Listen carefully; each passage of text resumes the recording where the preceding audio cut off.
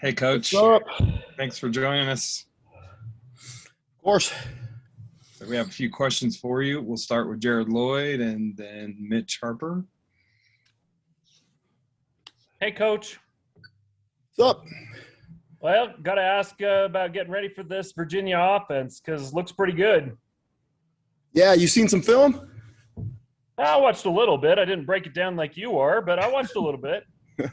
Yeah, they're really good. They're obviously well coached, got a lot of good players. Robert and I just did an awesome job with them. I mean, with where they're at, just that's the type of stats they're putting up, the amount of points they're putting up. It's really, really tough offense to prepare for. And we've got our work ahead of us. How much does it help when the offense is clicking in that sense, both emotionally for the defense, but also if they're able to put together some drives and give your guys a break? How much would balance in that sense help you guys out? Oh, I think that's a huge help. In football in general, you look at just any teams playing. When the offense is scoring, then takes a lot of pressure off the defense. When defense is playing well, but the offense is keeping the ball, it's a complementary deal. And so I think just the tactical game of football, you want the offense to do well, and you want the defense to keep points off the board. And the more you have possession of the ball, the better off you're going to be. Kalani took a different page this week and deferred any injury updates to the coordinators. So I'm going to ask you, what's the latest on Zoe and Caden Haas for their availability this week? Yeah, we're still taking it slow on Zoe, being cautious with him. Caden will be back. Blake Mangelson is still out. Is Jacob Palau out for the year? I know he got hurt against Baylor. Yeah. Jacob Palau is out for the year. Okay. Yeah, he's yep. Okay, thank you for that. That's great. And then wanted to ask you about Virginia's coaching staff, all the connections. It's obviously a big storyline coming in. Do you feel like that you have to temper or emotions for your guys coming in this game with maybe some of the coaching connections with a lot of these guys having a homecoming of sorts? I think that's those storylines exist. Anytime that you've got something like this happening, but I think our boys are doing a good job staying focused. We've obviously had games like this before with playing Utah every year and those type of deals with, us knowing each other as a coaching staff. And it's just, kind of on the outskirts of the main story, which is our players and their needs and us, getting prepared to win a game. Hey, I think it's my turn. Yeah, go ahead, Jay. Sorry. Have you matched wits before with Robert and I head to head, even as an assistant defensive coach somewhere? Just as an assistant. When he was here, I was coaching. That was my first couple of years at Utah with Kalani. Kalani was the coordinator. That's really the only familiarity I have with coaching against Robert. But he's an OG. He's an OG in this game, and I'm just a little bubblegum guy trying to come up and trying to be like him. He's in the Polynesian culture and the community. We all look up to those guys that have been in the game for this long, and that's how I feel about Robert and I. Did you recruit Wayne, their running back, Tapalahu, or I can't say his name? Taulapapa? I guess. He was I think committed with the previous staff. It's been so long ago I can't really remember, but didn't really have that much interaction with him. And then Brandon Armstrong, the Virginia quarterback, who does he compare to that you've played so far, or is he so unique that nobody really stands out? I think it's hard to think of anybody off the top of my head. He's really good. I mean, he's really efficient. He's got a phenomenal arm. Obviously, he does things with his legs.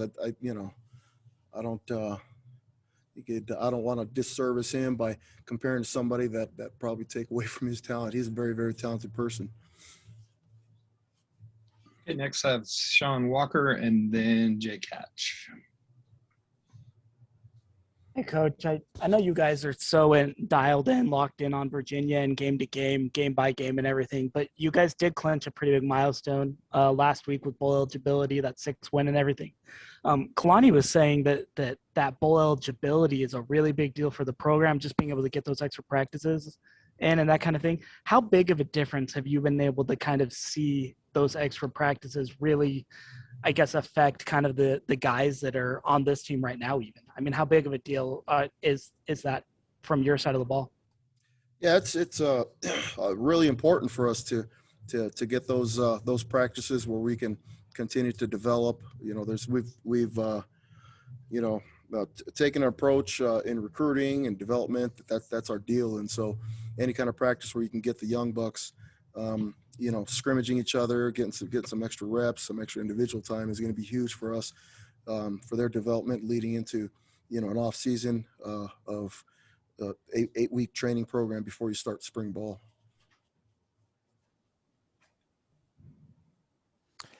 Coach, I wanted to ask, in terms of when you guys switch between a 3 and a 4-man front, I know it usually depends on the opponent you guys are going up against, but what's the difficulty in I'm sorry, you cut off there. Anybody get the whole question? Okay. Jake, try again. You cut out. Okay, let me try that again. Yeah, so Coach, I was asking you, in terms of your guys' 3 and 4-man alignments with your down lineman, I know it usually depends on the opponent you're going up against when you determine what you're doing with that. Is there a certain skill set you need for guys to be able to switch between those 2 different alignments, or is it just, hey, this is what we're doing this week, let's move forward?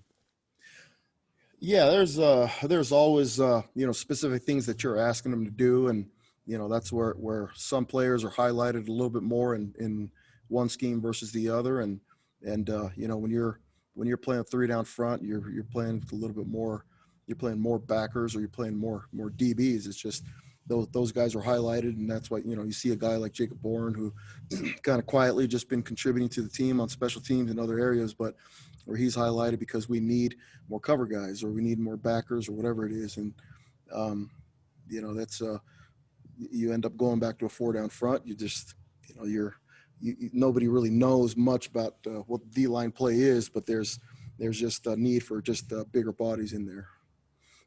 I also wanted to ask you about Jacob Boren. What's his background and why has he made this shift to all of a sudden being a starter? He's done a phenomenal job for us.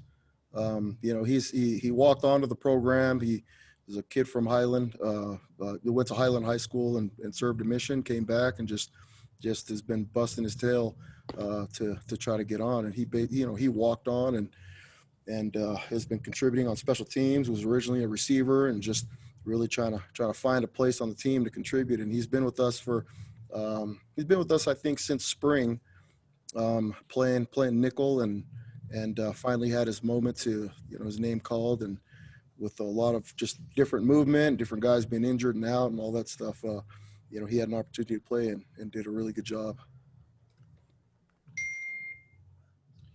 Okay, we've got time for one more question. Jared Lloyd, go ahead.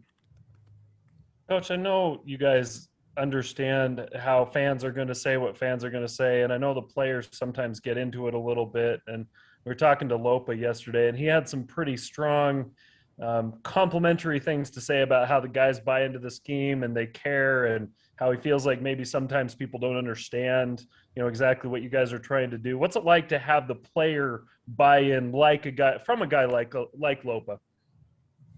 Yeah, that's I think that speaks volumes to just the type of players and kids that we have in the program. I mean, the amount of games that we've been winning the last 2 years, I think it's because players like that are completely bought in, that are it's sometimes frustrating even for a guy like like Lopa that is coming back off of COVID year for his senior year, and has been rotating, sometimes starting, sometimes not, and it's just for a guy to be selfless and be all into what we're doing and competing and just trying to find a way to contribute, I think is the reason why, you have the team that succeeds is because we have a lot of players like that.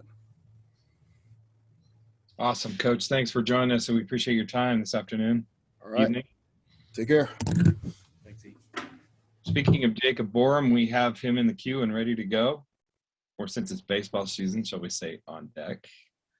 It's always baseball.